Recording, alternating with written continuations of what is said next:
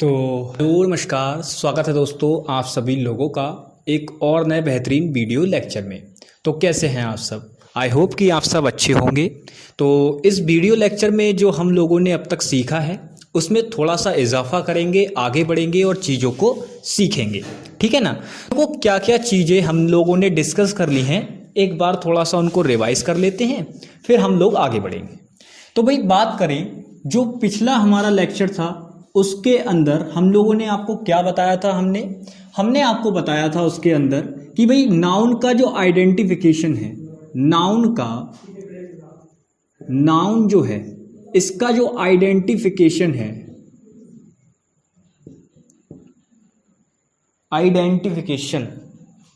Noun का identification हमने आपको बताया था। समझ रहे हैं ना, नाउन का आइडेंटिफिकेशन यानी कि नाउन को पहचानना, ये हमने आपको बताया था पिछली क्लास में। अब इसके लिए हमने बात की थी, दो कंसेप्ट इसके लिए हमने बताए थे। एक तो जो हमने खुद बनाया था, माय कंसेप्ट नाम दिया था जिसको हमने, और एक था सेकंड कंसेप्ट। दो कंसेप्ट थे। ये सेकंड कंसेप्ट असल में वो कंसेप्ट था जो हमने पढ़ा था, तो इसीलिए हमने उसको भी एक्सप्लेन किया। अब कंसेप्ट ये भी बढ़िया है और ये भी बहुत बढ़िया कंसेप्ट है। असल में माय कंसेप्ट से चीज़ें जब हमने आपको बताई तो बहुत ही चीज़ें शॉर्ट हो गई और बहुत ही ज़्यादा सरल आप लोगों के लिए बनती हुई चले गई। समझ रहे हैं ना, बहुत आराम से आपने चीज़ों को सीखा माय कंसेप्ट के अंदर कि कैसे करके नाउन को आइडेंटिफाई करना है एक सेंटेंस के दौरान। एक सेंटेंस में जब नाउन जिस भी तरीके से यूज होगा, चाहे वो सब्जेक्ट में आए या आपका ऑब्जेक्ट में आए, आप उसको कैसे करके आइडेंटिफाई करेंगे विद इन सेकेंड, ये हमने माय कंसेप्ट के अंदर जाना था। आज हम लोग उसी में आगे बात करेंगे। देखो भाई, आज का जो लेक्चर है वो हमारा रहने वाला है कि भाई जब हम नाउन का आइडेंटिफिकेशन करते हैं, यानी कि जो आपका नाउन होता है, क्या होता है नाउन, इसका जब आप आइडेंटिफिकेशन करते हैं, क्या करते हैं, इसका आइडेंटिफिकेशन करते हैं, तो कुछ प्रॉब्लम्स आती हैं। क्या आती हैं? प्रॉब्लम्स। कुछ इश्यूज आते हैं। वो क्या प्रॉब्लम्स आपको फेस करनी पड़ती हैं, उन प्रॉब्लम्स के बारे में आज हम चर्चा करने वाले हैं। लेकिन देखो भाई, बात ये है, प्रॉब्लम्स क्या आती हैं? प्रॉब्लम्स ये आती हैं, अगर मैं आपसे एक नॉर्मल सा एग्जांपल लिखूं, मैंने कहा ही हैज अ बाइक।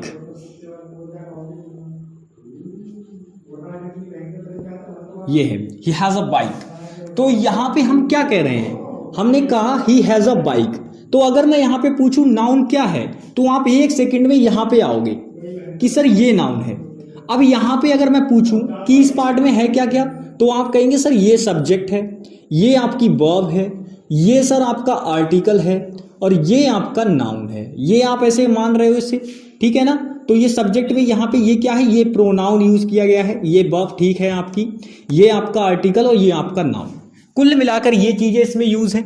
अब अगर हम बात करें कि सर आपने कह दिया कि सर बाइक नाउन है, लेकिन हम मानना नहीं चाह रहे हैं, हम इस बात को अपने माय कंसेप्ट के द्वारा जस्टिफाई करना चाह रहे हैं कि ये नाउन है या नहीं है।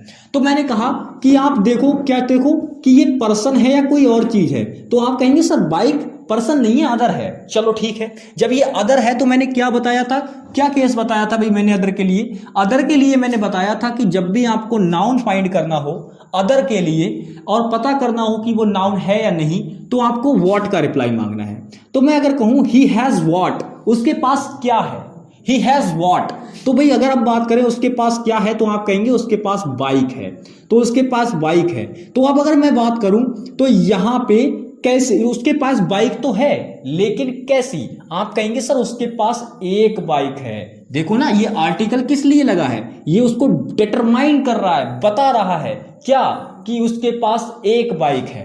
तो एक बाइक को जब ये बता रहा है तो ये भैया व्हाट का पूरा रिप्लाई बनेगा। ये व्हाट का क्या करेगा, पूरा रिप्लाई बनेगा। यानी कि अगर यहां पर हम देखें तो व्हाट का जो रिप्लाई है वो पूरा पूरा क्या बन रहा है, अवाइक बन रहा है।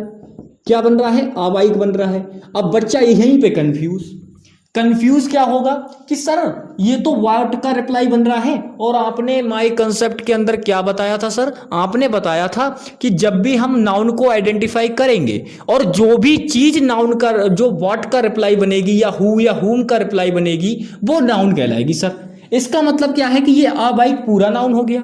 नहीं, यही तो गलती है। असल में व्हाट का रिप्लाई तो ये अवाइक पूरा बना, लेकिन यहां पे अगर आप देखेंगे तो ये दो पार्ट में टूट रहा है। कहां कहां देखो, ये क्या है, आर्टिकल है, मैंने अभी बताया। ये क्या है, आर्टिकल है। और ये बाइक क्या है, तो आर्टिकल के बारे में मैंने आपको बताया था स्ट्रक्चर, आर्टिकल प्लस नाउन का स्ट्रक्चर रहता है, ठीक है ना। तो ये देखो यहाँ पे क्या है, अब ये आर्टिकल को थोड़ी ना मानोगे, नाउन तो केवल यही हुआ।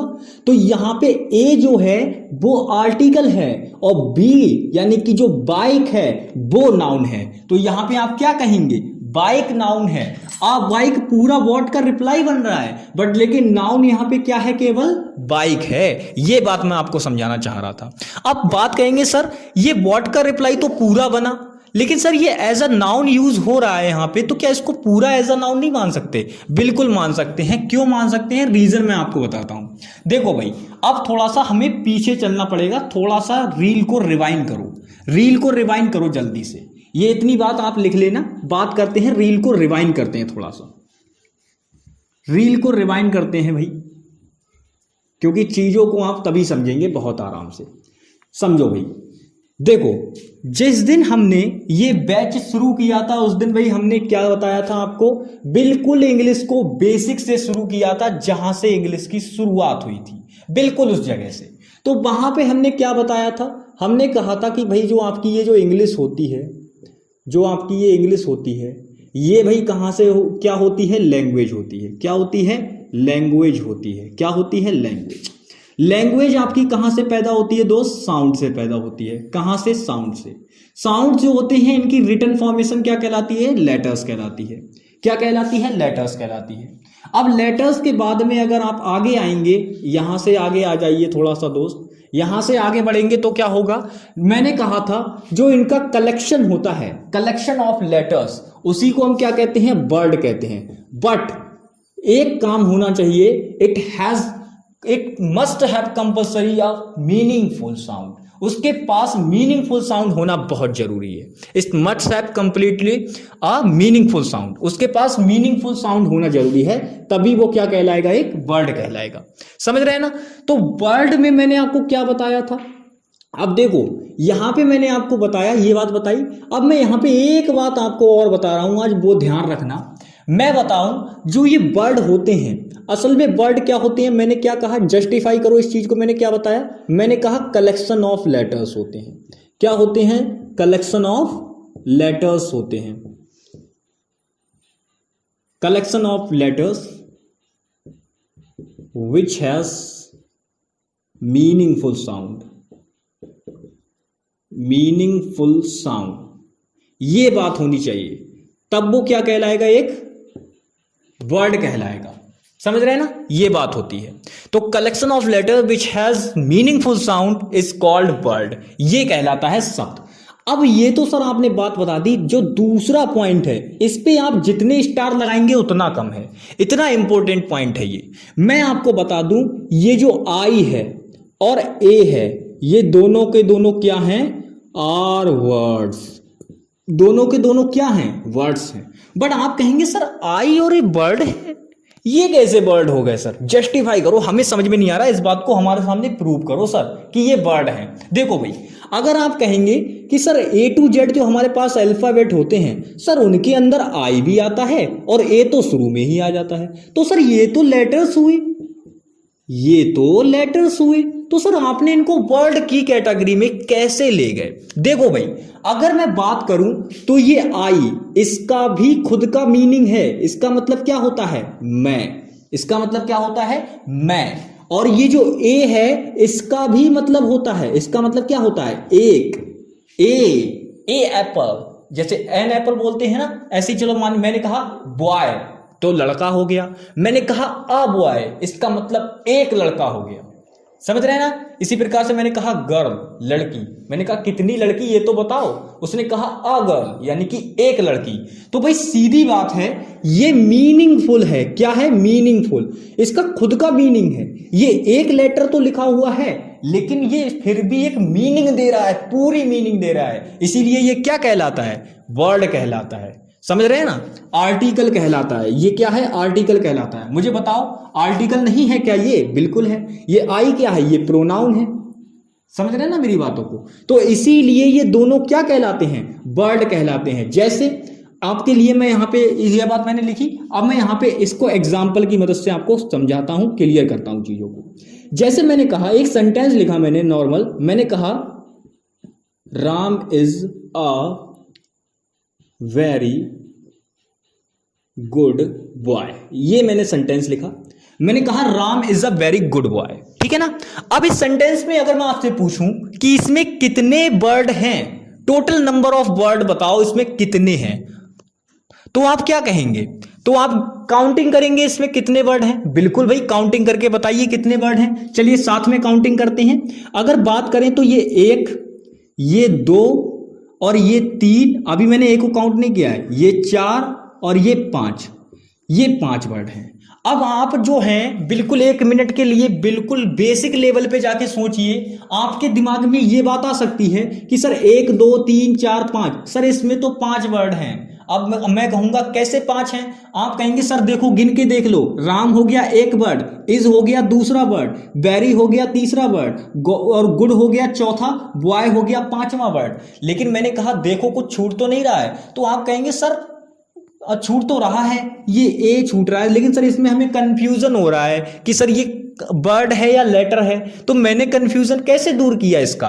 मैंने कहा आप बिल्कुल सही कह रहे हैं, जो ये वर्ड जो हम यूज कर रहे हैं ए, ये हम मान तो इसको वैसे क्या है, ये लेटर है, स्मॉलेस्ट यूनिट ऑफ लैंग्वेज है, ए लेटर है, समझ रहे हैं ना। लेकिन हम इसको यहां पे यूज कैसे कर रहे हैं? एक वर्ड के अकॉर्डिंग। क्यों? क्योंकि इसकी सबसे मेन बात क्या है, क्यों इसको यूज कर पा रहे हैं यहां पे एज अ वर्ड? क्योंकि भाई इसके पास खुद की साउंड है, मीनिंगफुल है ये, इसीलिए इसको एज अ वर्ड यूज कर पा रहे हैं। अगर मैं यहां पे ऐसे कर दूं, मैं यहां पे ऐसे कर दूं, Ram is be very good boy, very good boy. अब मुझे बता दो, अब अगर मैं पूछूं आपसे 1 2 3 4 5 और 6, अब मैं यहां पे कहूंगा 6 वर्ड हैं, तो आप मुझे 1 मिनट में क्या कहोगे? गलत साबित कर दोगे। आप फिर कहोगे वही बात कि सर यहां पे ये बी तो लेटर है। तो भाई अगर आप देखिए तो इन दोनों में डिफरेंस क्या है? डिफरेंस देखो इन दोनों के अंदर। आप कहेंगे सर डिफरेंस, वैसे तो अगर देखो बिल्कुल अगर नीचे लेवल पे जाके सोचोगे ना, थोड़ा सा ऊपर नहीं जाओगे, बिल्कुल नीचे लेवल पे सोचने की कोशिश करोगे, तो आपके दिमाग में पता है क्या चीज आएगी कि सर ये भी लेटर है, ये भी लेटर है, इसका मतलब दोनों को काउंट कर रहे हैं, तो सर इसमें भी आपके क्या होंगे? 6 लेटर होंगे टोटल, इसमें भी ओवरऑल 6 लेटर होंगे, और सर इसमें भी ओवरऑल 6 लेटर होंगे। लेकिन सर कंफ्यूजन कहां है? देखो कंफ्यूजन ये दूर करना है, इसके पास खुद का मीनिंग है, इसके पास क्या है? खुद का मीनिंग है, यानी कि ये क्या है? मीनिंगफुल है। बट ये जो बी है यहां पे, ये मीनिंगलेस है। कैसा है? मीनिंगलेस है। मीनिंगफुल और मीनिंगलेस, ये बात आपको समझनी है। तो देखा ना कैसे करके जस्टिफाई हमने कर लिया इस चीज को। यही बात आपको समझनी थी, केवल यही बात। इतनी सी बात अगर आप समझ गए होंगे तो मजा आ गया होगा। बिल्कुल भाई, कंसेप्ट बढ़िया था, बिल्कुल बेहतरीन तरीके से मैंने इसमें आपको ये बात बताई कि भाई इसीलिए ए को हम क्या करते हैं? एक वर्ड की कैटेगरी में रखते हैं। देखा ना, लेटर देखो कैसे वर्ड बन गया। अब आप कहेंगे सर हमें कहीं आप ये तो वो नहीं लगा रहे हैं कि सर ये वॉवेल है इसीलिए वर्ड बन गया और ये कॉन्सोनेंट है इसीलिए वर्ड नहीं बना। नहीं मेरे दोस्त, ये कंसेप्ट इसमें कहीं मैंने नहीं लगाया है। आप ऐसे मान के चलो, अगर मैं यहां पे एक ही जगह, भाई ये वॉवेल है, चलो इसकी जगह पे 4 वॉवेल और भी तो होते हैं, चलो उन्हें रख के देख लो। अगर मैंने कह दिया ई, तो Ram is E very good boy, क्या ये सेंटेंस सेंसिबल बना? तो आप कहेंगे सर इसका तो कोई सेंस ही नहीं निकल रहा है। जब सेंस ही नहीं निकल रहा है तो कैसे भाई सेंटेंस बन जाएगा? अब तो ये सेंटेंस ही नहीं रहेगा। तो इसमें वर्ड की क्या काउंटिंग करें जब वो सेंटेंस ही नहीं रहा। तो देखो ना, जब हमने आपका क्या किया, एक ही जगह पे दूसरा वॉवेल भी यूज करके देखा, लेकिन तब भी क्या हुआ, वो एक वर्ड की कैटेगरी में नहीं जा सकता। क्यों? क्योंकि ये भी मीनिंगलेस है। कैसा है ये? मीनिंगलेस है। और जब कोई चीज मीनिंगलेस होगी तो फिर वो वर्ड कैसे हो सकती है भाई? समझ रहे हैं ना? तो यहां पे ऐसा होता है भाई, वर्ड की डेफिनेशन में ये बात थोड़ी गड़बड़ हो जाती है हमारी। ये बात फॉलो नहीं होती है किन किन के लिए? आई और ए के लिए। आई और ए के लिए कलेक्शन ऑफ लेटर्स की बात फॉलो नहीं होती है, because they both are exceptions. ये दोनों के दोनों क्या हैं? इस चीज के लिए अपवाद हैं, एक्सेप्शन हैं। इन दोनों के लिए ये वाली बात फॉलो नहीं होती है। लेकिन भाई जब ये बात फॉलो नहीं होती है तो दोनों में से एक बात का फॉलो होना जरूरी है, जिनमें से मीनिंगफुल साउंड वाली बात यहां पे इनके लिए पूरी तरीके से सही साबित होती है। इसीलिए इन दोनों को हम क्या करते हैं? वर्ड की कैटेगरी में रखते हैं। इसीलिए इनको वर्ड की कैटेगरी में रखते हैं। तो भाई समझ में आया? चीज बिल्कुल क्लियर हुई आपके माइंड में? ये बात बिल्कुल क्लियर हुई ना माइंड में बात? ठीक है, इसको स्क्रीनशॉट ले लेना भाई। चलो अब बात करते हैं आगे इसमें हम क्या बताने वाले थे? आगे इसमें क्या बताने वाले थे वो चीज को समझाते हैं। देखो भाई, वर्ड आपकी समझ में आ गया क्या था। अब आखिर बात ये है, वर्ड तो आपने समझ लिया सर, लेकिन अब हम क्या करेंगे? वर्ड से थोड़ा सा आगे बढ़ेंगे। सर वर्ड से आगे बढ़ने की क्यों जरूरत है? देखो भाई, वर्ड से आगे बढ़ने की इसलिए जरूरत है क्योंकि केवल वर्ड पे नहीं रुक सकते हम, केवल वर्ड पे नहीं रुक सकते। वर्ड से आगे हमें सबसे पहले, अगर मैं आपसे पूछूं वर्ड से आगे क्या आएगा, तो कुछ बच्चे तो ये कहने लगेंगे कि सर वर्ड का जब ग्रुप ऑफ वर्ड्स हमने बचपन में पढ़ा है सर, सेंटेंस होता है। तो मुझे पता है कुछ बच्चों के माइंड में क्या आ जाएगा कि सर सेंटेंस होता है। कुछ थोड़े से पढ़ने में अच्छे होंगे, उनके माइंड में क्या आएगा? सर पहले क्लाउज आएगी। बिल्कुल, पहले क्लाउज आएगी। लेकिन जो थोड़े से ज्यादा अच्छे होंगे उनके माइंड में एक वर्ड और घूम रहा होगा, सर फ्रेज भी तो होती है, कोई चीज फ्रेज भी तो होती है मेरे दोस्त, तो उसको भी तो कहां भूल रहे हो? समझो, देखो वर्ड के बाद क्या होता है, एक चीज आती है जिसको हम कहते हैं फ्रेज। क्या कहते हैं? फ्रेज बोलते हैं। समझ रहे हो ना? वर्ड के बाद क्या आती है? फ्रेज आती है। फ्रेज के बाद क्या आती है भाई? क्लाउज आती है। इसके बाद क्या आती है? क्लाउज आती है। फिर इसके बाद क्या आती है? क्लाउज के बाद, फिर क्लाउज के बाद आपके आते हैं सेंटेंस। समझ रहे हैं ना? सेंटेंस के बाद फिर क्या आते हैं? पैसेज और स्टैंजास। देखो बिल्कुल कहां ले जाके छोड़ दिया मैंने बात को, बिल्कुल उस जगह पे लेके चला गया आपको जो चीजें आप आज के टाइम पे देखते हैं। सबसे पहले क्या होगा? लेटर्स होंगे। इससे पहले क्या चीज होगी? लेटर्स। उधर मैंने बताया भी है, उधर अगर ना देखो तो यहां से देख लो। सबसे पहले आएंगे आपके लेटर्स। लेटर्स के बाद उनके कलेक्शन ऑफ लेटर बनते हैं, तो क्या बन जाते हैं? वो वर्ड बन जाते हैं। लेकिन कब? जब वो एक मीनिंगफुल साउंड करें। उसके बाद वर्ड से मिलके क्या बनी? फ्रेज। फ्रेज से मिलके क्या बनती है? क्लाउज। क्लाउज से मिलके क्या बनते हैं? सेंटेंस। और सेंटेंस से मिलके क्या बनते हैं? पैसेज बनते हैं। देखो कितनी आराम से आपने चीजों को सीख लिया। समझ रहे हैं ना? तो आज हमारा जो असल मुद्दा था वो इसको सीखने का था, रिफ्लेट। इसको जो है फ्रेज को आज हमें सीखना है कि फ्रेज क्या होती है। फ्रेज असल में हम बात कहें तो जो फ्रेज होती है भाई वो आपकी वाक्यांश होती है। वाक्यांश, इसको हिंदी में क्या कहते हैं? फ्रेज को वाक्यांश कहते हैं इसको हिंदी में। और असल में होता क्या है?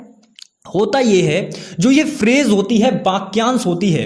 वाक्यांश को, शब्द को समझने की कोशिश करोगे तो फ्रेज का मीनिंग अपने आप मिल जाएगा आपको। देखो भाई, जो फ्रेज होती है वाक्यांश होते हैं, इसको तोड़ो शब्द को। जैसे ही आप इस शब्द को तोड़ोगे आपको एक अर्थ निकल के आएगा वाक्य का अंश। यानी कि वाक्य मतलब सेंटेंस, वाक्य मतलब सेंटेंस। तो सेंटेंस का एक पार्ट क्या कहलाता है? फ्रेज कहलाता है। सेंटेंस का ही एक पार्ट क्या कहलाता है? फ्रेज कहलाता है। अब देखो भाई, मैं आपको बता दूं, फ्रेज जो है वैसे तो आप कहेंगे सर जब फ्रेज बता ही दिए तो फ्रेज के टाइप्स भी बता दो। मैं आपको बता दूं भाई, फ्रेज लगभग 4 प्रकार की होती हैं, 4 से 5 प्रकार की। अब भाई बात ऐसी है, सभी को एक साथ यहां पे पढ़ना उचित नहीं है। हम क्या करेंगे, यहां पे केवल उन्हीं फ्रेज को पढ़ेंगे जो जरूरी हैं, और साथ ही साथ जब जैसे जैसे हम चैप्टर को पढ़ते जाएंगे, नाउन पढ़ेंगे तो नाउन फ्रेज पढ़ेंगे, ठीक है ना, एडवर्ब पढ़ेंगे तो एडवर्ब फ्रेज पढ़ेंगे, एडजेक्टिव पढ़ेंगे तो एडजेक्टिव फ्रेज पढ़ेंगे, प्रेपोजिशन पढ़ेंगे तो प्रेपोजिशन फ्रेज को पढ़ेंगे। लेकिन अभी हमारा चैप्टर चल रहा है नाउन, इसका मतलब हम कौन सी फ्रेज पढ़ने वाले हैं, नाउन फ्रेज पढ़ने वाले हैं। समझ रहे हैं ना मेरी बातों को, नाउन फ्रेज पढ़ने वाले हैं। तो मैं आपको क्या समझाने वाला था भाई, मैं समझाने वाला था आपको फ्रेज, समझ रहे हैं ना, फ्रेज मैं आपको समझाने वाला था, ठीक है ना, चीजों को क्लियर करते हैं, बिल्कुल फ्रेज मैं आपको समझाने वाला था। सबसे पहले तो भाई फ्रेज के बारे में मैंने आपको बताया कि भाई फ्रेज होती क्या है, समझ रहे हैं ना, ये नीचे की चीजों को हम इरेज करते हैं बिल्कुल पूरी तरीके से, इसको भी इरेज करते हैं, इसकी कोई जरूरत नहीं है, जो बताना था इससे वो बता दिया। अब हम आपको बताते हैं फ्रेज क्या होती है, बिल्कुल नई बात सीखेंगे बिल्कुल आज हम कि फ्रेज क्या होती है। भाई फ्रेज के बारे में सीखते हैं कि फ्रेज होती क्या है, समझ रहे हैं ना। फ्रेज तो फ्रेज का हिंदी अर्थ होता है वाक्यांश। इसको हिंदी में क्या कहते हैं दोस्त, वाक्यांश कहते हैं। फ्रेज को हिंदी में क्या कहते हैं, वाक्यांश। अगर इसके शाब्दिक अर्थ यानी कि अगर आप वर्ड के जो मीनिंग है उस पे जाएंगे तो इसका मतलब क्या हो जाता है, वाक्य का अंश। वाक्य का अंश क्या होता है, वाक्य का अंश, इसका शाब्दिक मीनिंग, समझ रहे हैं ना, यानी कि पार्ट ऑफ अ सेंटेंस, समझ रहे हैं ना। तो अब मुझे बताइए एक सेंटेंस की अगर मैं बात करूं तो उसका बेसिक स्ट्रक्चर क्या होता है, तो आप कहेंगे सर ये लो अभी बता देते हैं। क्या होगा, आपका सब्जेक्ट होगा, आपकी वर्ब होगी और आपका ऑब्जेक्ट हो जाएगा, समझ रहे हैं ना, सब्जेक्ट होगी, वर्ब होगी और आपका ऑब्जेक्ट होगा। ये आपका बेसिक स्ट्रक्चर है, किसका, सेंटेंस का बेसिक स्ट्रक्चर है। सर सेंटेंस का बेसिक स्ट्रक्चर बताने के पीछे रीजन क्या रहा, देखो रीजन ये है, हम आपको क्या बताना चाह रहे हैं, फ्रेज बताने के लिए आपको ये स्ट्रक्चर बताना इसलिए जरूरी है क्योंकि ये वाक्यांश होती है। वाक्यांश होने का मतलब ये है कि इसमें जो है आपका ये जो पार्ट है, इतना पार्ट कभी भी वाक्यांश नहीं कहलाएगा, इसको आप वाक्यांश नहीं कहेंगे। क्यों, क्योंकि वो फ्रेज हो नहीं सकती। फ्रेज के अंदर मैं आपको बताऊं तो देखो, फ्रेज के अंदर अब आप बातें लिखना शुरू करेंगे। सबसे पहली बात स्टार पॉइंट करके सबसे पहली बात आप क्या याद रखेंगे, जो फ्रेज होती है वो कलेक्शन ऑफ लेटर्स होती, कलेक्शन ऑफ वर्ड्स होती है, सॉरी क्या होती है, कलेक्शन ऑफ वर्ड्स। क्या होती है, कलेक्शन ऑफ वर्ड्स होती है, विच हैज, ये भी बात आप लिख सकते हैं साथ ही में, सम मीनिंग, कंप्लीट मीनिंग नहीं होता, ये बात ध्यान रखना, some meaning, which has some meaning, समझ रहे हैं ना। तो कलेक्शन ऑफ वर्ड्स होती है, जो फ्रेज आपकी होती है वो क्या होती है, कलेक्शन ऑफ वर्ड्स होती है, विच हैज सम मीनिंग, यानी कि उसका कुछ ना कुछ अर्थ निकलता है, पूरा नहीं बस कुछ, थोड़ा बहुत, समझ रहे हैं ना। तो वो क्या कहलाती है, आपकी फ्रेज कहलाती है। ठीक है सर, ये बात आ गई समझ में। सर और क्या बात बताना चाह रहे हैं, देखो भाई दूसरा स्टार लगाओगे और उसमें क्या लिखोगे, इसके पास नो सब्जेक्ट और नो वर्ब। ये बात, ये पॉइंट सबसे इंपॉर्टेंट है, नो सब्जेक्ट और नो वर्ब। मतलब सर इस पॉइंट को समझाएं क्या मतलब है। देखो भाई मैंने कहा नो सब्जेक्ट और नो वर्ब, ये इंपॉर्टेंट पॉइंट है किसके लिए, फ्रेज के लिए। भाई फ्रेज में आपको यही बात याद रखनी है। अगर मैं बात करूं तो कलेक्शन ऑफ लेटर्स आपके वर्ड्स कहलाते हैं, कलेक्शन ऑफ वर्ड्स आपके फ्रेज कहलाते हैं, कलेक्शन ऑफ वर्ड्स ही आपके क्लाउज भी कहलाते हैं, और कलेक्शन ऑफ वर्ड्स ही आपके सेंटेंस भी बन जाते हैं। तो सर इनमें डिफरेंस भी तो होना चाहिए, तो डिफरेंस यही है। पहली बात तो सेम हो गई, दूसरी बात क्या है कि भाई कलेक्शन ऑफ वर्ड्स होता है, सर सेम हो गई बात, क्लाउज में भी यही होता है, सेंटेंसेस में ये भी यही होता है। आगे बताएं सर, आगे इनमें डिफरेंस ये है, अगर मैं आपसे पूछूं तो भाई क्लाउज जो होती है वो दो प्रकार की होती हैं। एक तो वो जो आपको करेक्ट मतलब पूरा मीनिंग दे, एक वो जो आपको आधा मीनिंग दे। लेकिन आपको वाक्यांश के अंदर एक ही बात ध्यान रखनी है, ये दोगलापन नहीं करता है, कभी दोगलापन नहीं करेगा। हमेशा बेचारा क्या करता है, सम मीनिंग देगा, यानी कि कमजोर वाला, एकदम बिल्कुल नॉर्मल मीनिंग देगा, थोड़ा बहुत। आपको वाक्य का कोई आइडिया नहीं लगेगा उससे कि वाक्य में क्या हो रहा है, बस कंप्लीट थोड़ा थोड़ा आइडिया लग जाएगा आपको, थोड़ा थोड़ा आइडिया। इसीलिए मैंने क्या लिखा है, विच हैज सम मीनिंग लिखा है, इसीलिए मैंने, समझ रहे हैं ना, इसीलिए मैंने ऐसा लिखा है। ठीक है, तो आपको दूसरे पॉइंट पे ज्यादा फोकस करना है, दूसरे पॉइंट पे। इस पे स्टार जितने चाहे उतने स्टार लगा लो, इस पे जितने चाहे उतने स्टार लगा लो कि फ्रेज जो होती है उसमें ना ही उसका कोई सब्जेक्ट होता है और ना ही कोई वर्ब होती है। फ्रेज में ना तो आपका कोई सब्जेक्ट होता है और ना ही कोई वर्ब होती है। तो भाई जब मैंने आपको बताया, इसीलिए तो मैंने कहा कि ये इतना पार्ट वाक्यांश होता ही नहीं है। क्यों? क्योंकि ना तो फ्रेज में आपका सब्जेक्ट होता है और ना फ्रेज में आपकी वर्ब होती है। तो मैंने इन्हीं दोनों को तो मार्क किया है, देखो, सब्जेक्ट और वर्ब को। और आप पता नहीं कहां ले जा रहे थे उस टाइम पे बात, आपको लग रहा था कि सर ये तो सेंटेंस का पार्ट क्यों नहीं है, ये तो ऑलरेडी पार्ट्स ऑफ सेंटेंस हैं। अगर पार्ट ऑफ सेंटेंस नहीं होंगे तो सर सेंटेंस में यूज क्यों हुए हैं, सर इन्हीं में तो एरर बनता है, तो ये तो पार्ट ऑफ सेंटेंस है। बट लेकिन यहां पे मैं क्या समझाना चाह रहा था, मैं वही फ्रेज के मामले में बात कर रहा था, मैं तो वाक्यांश समझा रहा था, फ्रेज समझा रहा था आपको। तो इसीलिए मैंने कहा कि ये वाक्य का अंश नहीं होते हैं। बट आप तो कंफ्यूज हो गए उस टाइम पे, आप कंफ्यूजन दूर हो गया, बिल्कुल दूर हो गया होगा। क्यों बात, या यही बात आपको याद रखनी है कि जो फ्रेज होती हैं उनका ना तो कोई सब्जेक्ट होता है और ना कोई वर्ब होती है। और कैसा मीनिंग देते हैं, सम मीनिंग देते हैं। देखो देखते हैं कि कैसे कैसे होता है, देखो देखते हैं। सबसे पहले मैंने कहा, बिल्कुल अब हम एग्जाम्पल्स पे मूव करेंगे, सीधे फ्रेज को देखेंगे बिल्कुल एग्जाम्पल्स के साथ, समझ रहे हैं ना, बिल्कुल।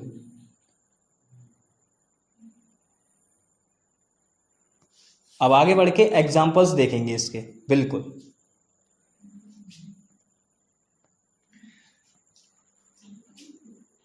पहला एग्जाम्पल हम ले रहे हैं और इसको जस्टिफाई करते हैं, इसमें देखते हैं चीजों को। आई नो सम इंटेलिजेंट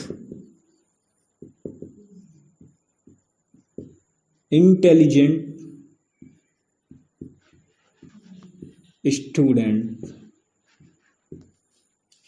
समझ रहे हैं ना, ये है, ये पहला है आपके लिए।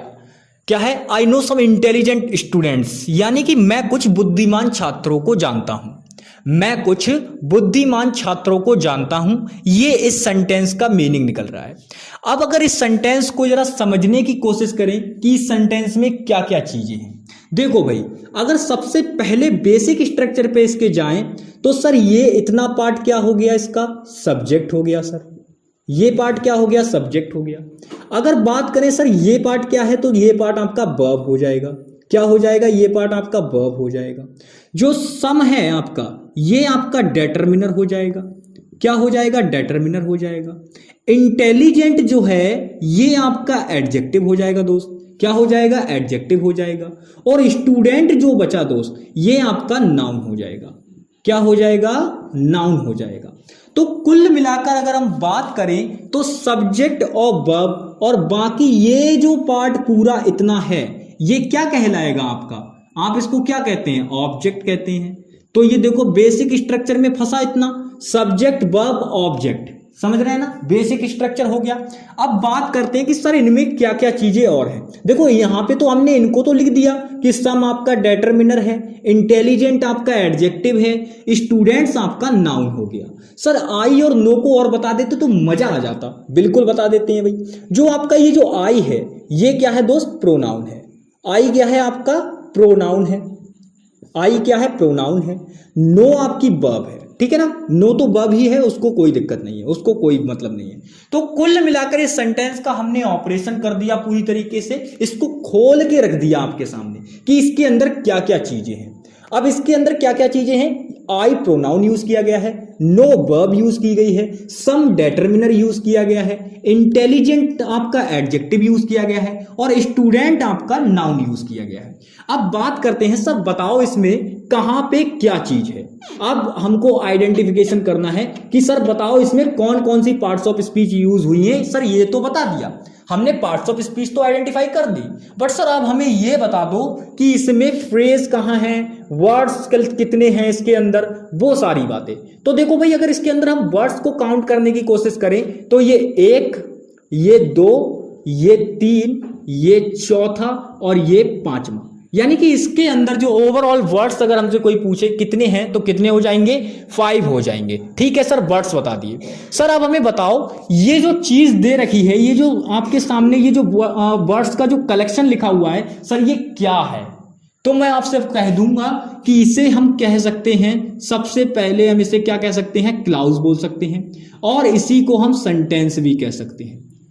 ये मैं आगे बात बताऊंगा। आप कहेंगे सर ऐसा कैसे, सेंटेंस और क्लाउज में तो डिफरेंट होता है। वो क्या डिफरेंट होता है, वो जब हम क्लाउज और सेंटेंस में जब लड़ाई करवाएंगे तब आपको बताएंगे, अभी इससे मतलब मत रखो। फिलहाल मैं आपको क्या कह रहा हूं कि ये जो कलेक्शन ऑफ वर्ड्स जो मैंने लिख रखा है एग्जाम्पल के तौर पे, इसको हम क्लाउज भी बोल सकते हैं और सेंटेंस भी बोल सकते हैं। ये बात याद रखनी है, मेन बात है, ठीक है ना।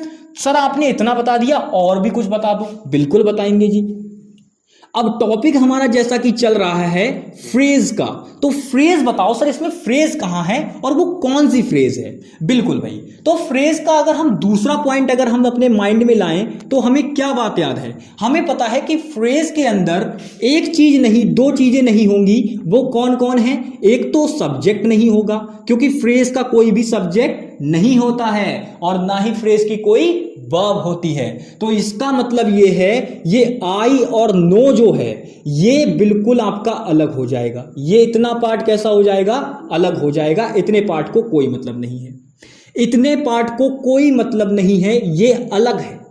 ये क्या है, अलग है। क्यों, क्योंकि ये आपका सब्जेक्ट है और ये आपका क्या है, वर्ब है। और फ्रेज की क्या खासियत होती है कि ना तो उसके अंदर हम सब्जेक्ट को इंक्लूड कर सकते हैं और ना ही हम वर्ब को इंक्लूड कर सकते हैं। तो इसका मतलब हमारा जो आपका ये फ्रेज है वो कितना होगा, वो कुल इन 3 वर्ड्स में है, इन 3 वर्ड्स को मिला के बनेगा। तो यानी कि ये जो पार्ट है आपका, इतना ये जो पार्ट है ये क्या है, फ्रेज है। ये क्या है, फ्रेज है। अब देखो मैं तीनों बातों, जो ये दोनों स्टार लगा के मैंने कंडीशन लिखी है, इनको देखो जस्टिफाई करते हैं, इनको प्रूव करते हैं कि क्या ये सच में फ्रेज है। देखो भाई मैंने क्या कहा था, पहली बात क्या बताई थी कि कलेक्शन ऑफ वर्ड्स होंगे। क्या होंगे, कलेक्शन ऑफ वर्ड्स होंगे। तो देखो भाई कलेक्शन ऑफ वर्ड्स हैं या नहीं है। आप कहेंगे ये 1 वर्ड, ये 2 वर्ड और ये 3 वर्ड, इसका मतलब 3 वर्ड यूज हुए हैं। इसका मतलब ये क्या है, कलेक्शन ऑफ आपकी कलेक्शन ऑफ वर्ड्स है। ठीक है, पहली बात हो गई। अगर मैं यहां पे कहूं सम इंटेलिजेंट स्टूडेंट, सम इंटेलिजेंट स्टूडेंट, वो बात तो ठीक है, कुछ बुद्धिमान छात्र, लेकिन क्या बुद्धिमान छात्र, क्या ये सम सेंस दे रहा है। तो इसका मतलब क्या हुआ, इसने 2 कंडीशन को हमारी जस्टिफाई कर दिया। एक तो ये कलेक्शन ऑफ वर्ड्स और दूसरी सम मीनिंग। अब एक तीसरी कंडीशन को भी और ये कर दे एक तरीके से, पूरी तरीके से उसमें सूटेबल हो जाए, तो हम मान लेंगे क्या कि ये एक फ्रेज है। इसमें बैठ जाए फिर तो मजा आ जाए बिल्कुल एकदम। देखो भाई क्या इसमें आपको कहीं पे भी कोई सब्जेक्ट दिख रहा है, कोई सब्जेक्ट आपको इसके अंदर दिख रहा है। आप कहेंगे सर सब्जेक्ट तो हमें कहीं नहीं दिख रहा इसमें। क्या कहेंगे आप कहेंगे सर इसमें हमें सब्जेक्ट तो कहीं नहीं दिख रहा। तो जब सब्जेक्ट आपको यहां पे कहीं नहीं दिख रहा है तो इसका मतलब हम क्या कह रहे हैं कि इसमें सब्जेक्ट क्या है, नहीं है। तो लिख देंगे नो सब्जेक्ट। यहां पे कोई सब्जेक्ट थोड़ी ना है। अब मुझे बताओ इन 3 वर्ड्स के अंदर क्या आपको वर्ब नजर आ रही है, क्या सम वर्ब है, नहीं है। इंटेलिजेंट वर्ब है, नहीं है। क्या स्टूडेंट वर्ब है, नहीं है। तो भाई वर्ब भी इसके अंदर नहीं है, तो ये कंडीशन भी फॉलो हो रही है यहां पे। इसका मतलब क्या है कि कलेक्शन ऑफ वर्ड्स भी हैं, सब मीनिंग भी कर रहे हैं, पूरा मीनिंग नहीं दे रहे हैं, और आपका ना तो सब्जेक्ट है इनके पास और ना ही वर्ब है। इसका मतलब ये जो इतना पार्ट है वो क्या कहलाएगा, फ्रेज कहलाएगा। क्या कहलाएगा, फ्रेज कहलाएगा। ठीक है, तो फ्रेज तो हो गया, लेकिन सर ये भी बता दो लगे हाथ कि जो ये फ्रेज आई है ये किसका काम करेगी। सर ये भी तो बात बता दो, ये किसका काम करेगी। तो मैं आपको बता दूं ये जो फ्रेज फिलहाल यहां पे काम कर रही है वो किसका कर रही है? यहां पे आपकी ये जो फ्रेज है, यहां पे ये फ्रेज आपका ऑब्जेक्ट का काम कर रही है। ये फ्रेज यहां पे किसका काम कर रही है? ऑब्जेक्ट का काम कर रही है। किसका काम कर रही है? यहां पे ये ऑब्जेक्ट का काम कर रही है। समझ रहे हैं ना? यहां पे ये किसका काम कर रही है? ऑब्जेक्ट का काम कर रही है। और जब ये ऑब्जेक्ट का काम कर रही है तो इसका मतलब क्या है? देखो भाई कि अगर इसमें बताओ सबसे इंपॉर्टेंट बात क्या है, इन तीनों वर्ड्स में सबसे इंपॉर्टेंट बात क्या है? इंटेलिजेंट, बुद्धिमान, ठीक है, लेकिन बुद्धिमान कौन? बुद्धिमान कौन? तो आप कहेंगे सर स्टूडेंट्स, बिल्कुल। अगर मैं यहां से पूछूं सम, कुछ क्या, कुछ क्या, कुछ तो होगा यहां पे, लेकिन कुछ है क्या ये तो बताओ। तो ना तो ये पूरी तरीके से एकदम इंपॉर्टेंट पार्ट बन रहा है, ना ये इंटेलिजेंट अपने आप में इंपॉर्टेंट पार्ट बन रहा है। इंपॉर्टेंट पार्ट बन रहा है तो कौन? ये स्टूडेंट्स, नाउन। समझ रहे हैं ना? तो कैसे ये पार्ट इंपॉर्टेंट बन रहा है? वो देखो, स्टूडेंट हैं, कैसे हैं? बुद्धिमान हैं। कैसे हैं? बुद्धिमान हैं। वो भी सब नहीं है, कुछ हैं। सब नहीं है, कुछ हैं। तो देखो ये अगर स्टूडेंट शब्द की बात करें तो ये दोनों के दोनों शब्द नाउन के साथ में क्या कर रहे हैं? कुछ डिटेल ऐड कर रहे हैं। तो यहां पे इस फ्रेज का मेन आधार क्या हुआ? जो सबसे इंपॉर्टेंट पार्ट, जो एक बात याद रखना, फ्रेज हमेशा कैसे पहचानेंगे? फ्रेज के अंदर जो शब्द सबसे ज्यादा इंपॉर्टेंट होगा, समझ लो वही फ्रेज है वहां पे। यहां पे अगर आपसे कोई पूछ ले कि फ्रेज तो तुमने बता दी कि हाँ सर फ्रेज है, ये तीन वर्ड मिला के क्या बन रहे हैं? फ्रेज बन रहे हैं। लेकिन सर अगर आपसे यहां पे ये पूछ लिया जाए कि फ्रेज का नाम बता दो, फ्रेज कौन सी है? यहां पे टैट के क्वेश्चन में बहुत पूछा जाता है ये कि बताओ फ्रेज बताओ कौन सी है, क्लॉज बताओ कौन सी है। तो कैसे आइडेंटिफाई करोगे वहां पे? वहां पे आइडेंटिफाई करने के लिए आपको क्या करना है भाई? वहां पे आपको बताना है, मैंने क्या कहा, आप ये देखो कि कौन सा वर्ड यहां पे इंपॉर्टेंट है। तो यहां पे सब्जेक्ट, यहां पे कौन, ये इंपॉर्टेंट कौन बन रहा है? नाउन भी इंपॉर्टेंट बन रहा है, वो भी कौन? स्टूडेंट। कौन बन रहा है? स्टूडेंट इंपॉर्टेंट बन रहा है। तो स्टूडेंट क्या है? एक नाउन है। तो इसका मतलब ये कौन सी फ्रेज हो जाएगी? नाउन फ्रेज हो जाएगी। कौन सी फ्रेज हो जाएगी? नाउन फ्रेज हो जाएगी दोस्त। कौन सी फ्रेज हो जाएगी? ये नाउन फ्रेज हो जाएगी। तो समझ में आया आपको भाई? नाउन फ्रेज जो है ये चीज मैंने आपको बताई। मैं आपको यहीं पे बता दूं एक छोटी सी बात, जो फ्रेज होती है आपकी, इसमें आप एक बात लिख सकते हैं कि ये मैनी टाइप्स की होती है। कितने?